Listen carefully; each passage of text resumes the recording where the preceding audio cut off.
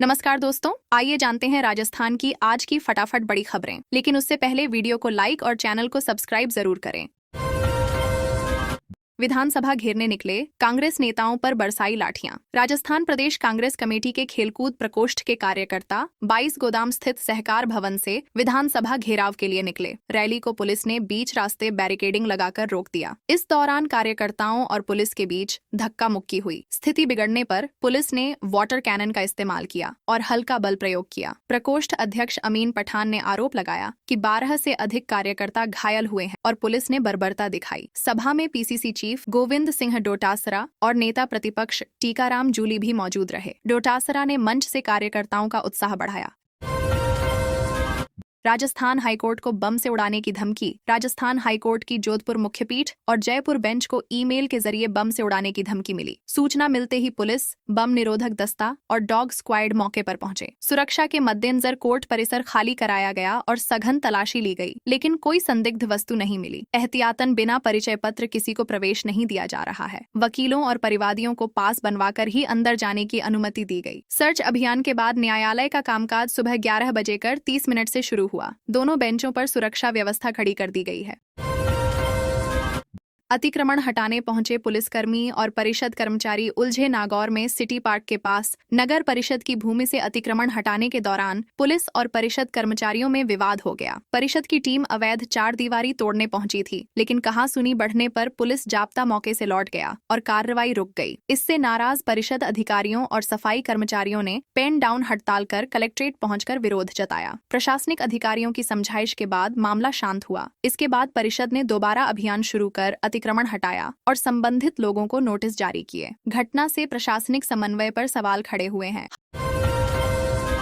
High court के बाहर वकीलों का 24 घंटे से धरना जारी। जयपुर में वकील निविक हॉस्पिटल के संचालक सोनदेव बंसल की गिरफ्तारी की मांग को लेकर हाईकोर्ट के बाहर 24 घंटे से धरने पर डटे हैं। वकीलों ने सड़क जाम कर प्रदर्शन किया। Private hospitals and nursing homes association ने गिरफ्तारी की मांग को अनुचित बताया और राज्यव्यापी आंदोलन की चेतावनी दी। मामले की गंभीरता देखते हुए बीसीआर चेयरमैन भुवनेश शर्मा ने अदालत से हस्तक्षेप की मांग। जस्टिस इंद्रजीत सिंह की बेंच में सुनवाई के दौरान पुलिस कमिश्नर सचिन मित्तल सहित अधिकारियों ने पक्ष रखा। अदालत ने एजीजीएस गिल को मध्यस्थता के निर्देश दिए हैं। सीएम बोले, कांग्रेस कर रही झूठ की राजनीति, भ्रम फैला रही मुख्यमंत्री भजनलाल शर्मा ने सीएमआर में बीकानेर जोधपुर संभाग के पदाधिकारियों से संवाद किया। उन्होंने कहा कि भाजपा की ताकत उसके कार्यकर्ता हैं और बजट घोषणाओं को जनता तक पहुंचाना जरूरी है। मुख्यमंत्री ने वीबीजी रामजी योजना के लिए 4,000 करोड़ रुपए के प्रावधान की जानकारी दी और इसे ग्रामीण विकास के लिए अहम बताया। उन्होंने आरोप लगाया कि कांग्रेस इस कानून को लेकर भ्रम फैला रही है। बैठक में पूर्व मुख्यमंत्री व भाजपा राष्ट्रीय उपाध्यक्ष वसुंधरा राजे भी मौजूद रहीं और कार्यकर्ताओं को संगठन मजबूती का संदेश दिया। भाटी बोले, डिजिटल अरेस्ट रोकने की कोई टेक्निकल व्यवस्था नहीं। शिव विधायक रविंद्र सिंह भाटी ने विधानसभा में साइबर ठगी का मुद्दा उठाया। उन्होंने कहा कि राजस्थान साइबर अपराध का हब बनता जा रहा है। नेशनल क्राइम रिकॉर्ड्स ब्यूरो के आंकड़ों के अनुसार राज्य में 1 लाख से अधिक शिकायतें मिली, लेकिन केवल 0.69% मामलों में एफआईआर दर्ज हुई। 2024 से जून 2025 के बीच 1,923 करोड़ रुपए की ठगी हुई। भाटी ने कहा कि रोज करीब 400 लोग शिकार हो रहे हैं और डिजिटल अरेस्ट जैसी ठगी रोकने की ठोस तकनीकी व्यवस्था नहीं है। उन्होंने खड़े कदम उठाने की मांग की।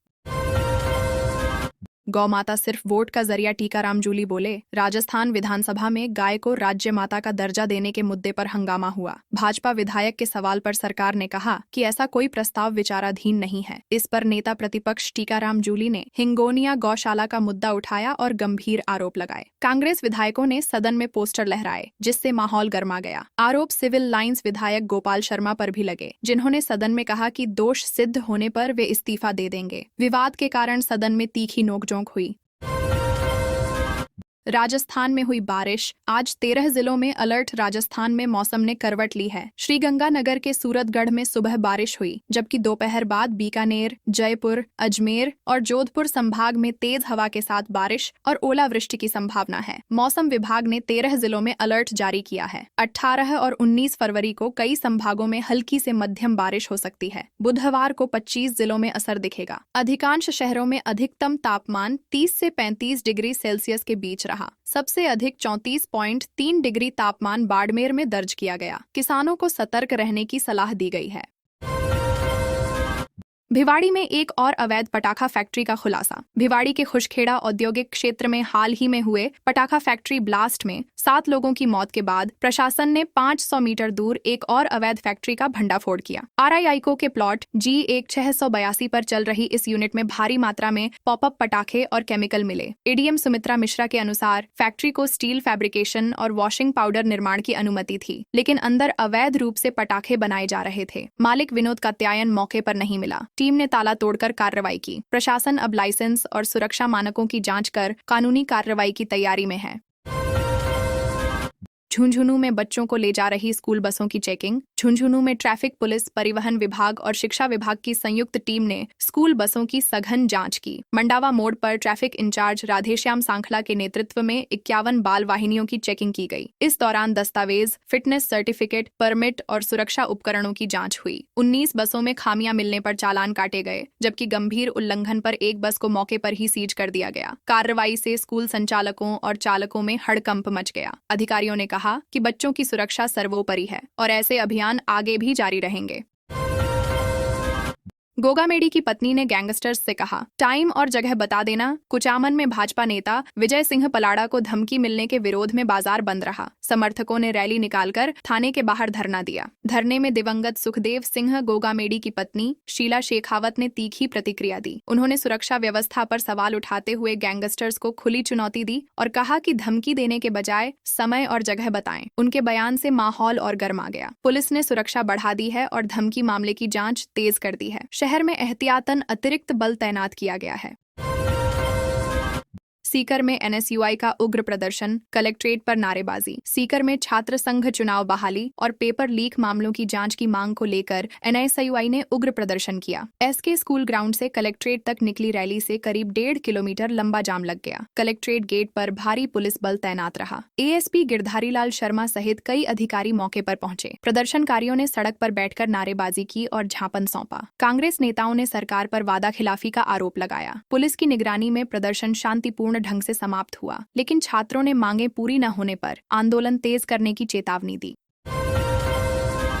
जैसलमेर में भारत पाक बॉर्डर पर पकड़ा तेलंगाना का युवक। जैसलमेर के सीमावर्ती म्याजलार क्षेत्र में एक संदिग्ध युवक पकड़ा गया। ग्रामीणों ने उसे प्रतिबंधित इलाके में घूमते देखा और पूछताछ की। संतोषजनक जवाब नहीं मिलने पर उसे BSF के हवाले कर दिया गया। युवक की पहचान तेलंगाना निवासी अशफाक हुसैन के रूप में हुई है। उसके पास पासपोर्ट और आधार कार्ड मिले हैं। सीमा सुरक्षा बल ने उसे हिरासत में लेकर पूछताछ शुरू की है। सुरक्षा एजेंसियां जांच कर रही हैं कि युवक सीमावर्ती क्षेत्र में किस उद्देश्य से पहुंचा। फिलहाल मामले को संवेदनशील मानते हुए सुरक्षा बढ़ा दी गई है।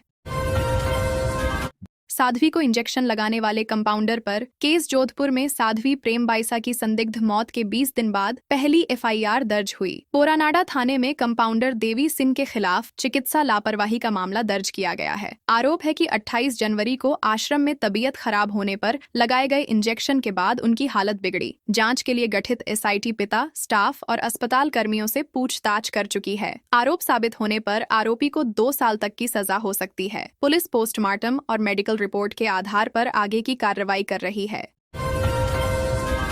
बाबा श्याम मेले को लेकर अलर्ट प्रशासन। 1000 सुरक्षाकर्मी खाटू श्याम मंदिर में फाल्गुनी लक्खी मेले की तैयारियां अंतिम चरण में हैं। प्रशासन ने 40 लाख पानी के पाउच, 15 टैंकर और व्यापक स्वच्छता इंतजाम किए हैं। 300 मोबाइल और 200 स्थायी शौचालय लगाए गए हैं। रोशनी के लिए 40 अस्थायी बिजली कनेक्शन और 30 जनरेटर तैनात रहेंगे। सुरक्षा के लिए 1000 होमगार्ड और 400 CCTV कैमरे लगाए गए हैं। दिन रात सफाई के लिए सैकड़ों कर्मचारी और ट्रैक्टर तैनात रहेंगे। श्रद्धालुओं की सुविधा और सुरक्षा को देखते हुए ट्रैफिक और भीड़ प्रबंधन की विशेष व्यवस्था की गई है। मंत्री और नेता प्रतिपक्ष में नोकझोंक। राजस्थान विधानसभा में खाद्य सुरक्षा योजना और EKYC के मुद्दे पर खाद्य मंत्री सुमित गोदारा और कांग्रेस विधायकों के बीच तीखी बहस हुई। विदेश में मजदूरी करने वालों के नाम हटाने के सवाल पर मंत्री ने कहा कि योजना गरीबों के लिए है और अपात्र लोगों को लाभ नहीं दिया जाएगा। नेता प्रतिपक्ष टीकाराम जूली ने इस पर आपत्ति जताई। कांग्रेस विधायक हरिमोहन शर्मा ने मंत्री से सीधे सवाल का जवाब देने को कहा। आरोप प्रत्यारोप के बीच सदन का माहौल कुछ देर गरमाया। बाद में कार्यवाही सामान्य रूप से जारी रही। उदयपुर समेत 8 शहरों के रोडवेज बस स्टैंड चमकेंगे। उदयपुर सहित राज्य के 8 प्रमुख शहरों के रोडवेज बस स्टैंड्स को आधुनिक रूप दिया जाएगा। राजस्थान राज्य पथ परिवहन निगम ने पीपीपी मॉडल पर विकास की प्रक्रिया शुरू कर दी है। जयपुर मुख्यालय को 9 डेवलपर्स से प्रस्ताव मिले हैं। परियोजना में 100 से 300 करोड़ रुपए तक निवेश का अनुमान है। पहले तकनीकी और वित्तीय पात्रता की जाँच होगी, फिर डिजाइन और सुविधाओं को अंतिम रूप दिया जाएगा। मंजूरी मिलते ही टेंडर जारी होंगे। बस स्टैंड्स पर बेहतर वेटिंग एरिया, पार्किंग, शौचालय और व्यावसायिक सुविधाएं विकसित की जाएंगी। कोटा में क्रिकेट अकादमी पर चला केडीए का बुलडोजर। कोटा में अतिक्रमण हटाने की कार्रवाई के तहत केडीए ने शिवपुरा क्षेत्र में अवैध निर्माण ध्वस्त किया। शैक्षणिक उपयोग के लिए आवंटित भूमि पर संचालित सारा क्रिकेट अकादमी पर बुलडोजर चलाकर कब्जा हटाया गया। अधिकारियों के अनुसार जमीन पर बिना अनुमति नेट और अन्य ढांचे बनाकर व्यावसायिक गतिविधियां चलाई जा रही थीं। शिकायत मिलने के बाद जांच में निर्माण अवैध पाया गया। पुलिस जाब्ते की मौजूदगी में कार्रवाई की गई। प्राधिकरण ने स्पष्ट किया कि सरकारी जमीन पर अवैध कब्जा किसी भी सूरत में स्वीकार नहीं होगा और भविष्य में भी ऐसे अभियानों को सख्ती से जारी रखा जाएगा। राजस्थान में आईएएस चयन पर सियासी बवाल। राजस्थान में आईएएस पदोन्नति और चयन प्रक्रिया को लेकर राजनीतिक विवाद गहरा गया है। पूर्व मुख्यमंत्री अशोक गहलोत ने सरकार पर देरी और पक्षपात के आरोप लगाए। उन्होंने कहा कि जब यूपीएससी और केंद्र सरकार नामों को मंजूरी दे चुकी है तो नियुक्तियां लंबित क्यों हैं? गहलोत ने योग्यता आधारित चयन की मांग करते हुए प्रशासन को राजनीति से दूर रखने की बात कही। उन्होंने सोशल मीडिया के माध्यम से सरकार से गतिरोध खत्म कर तुरंत नियुक्तियां जारी करने का आग्रह किया। सरकार की ओर से आधिकारिक स्पष्टीकरण का इंतजार है, लेकिन मामला सियासी चर्चा का विषय बना हुआ है।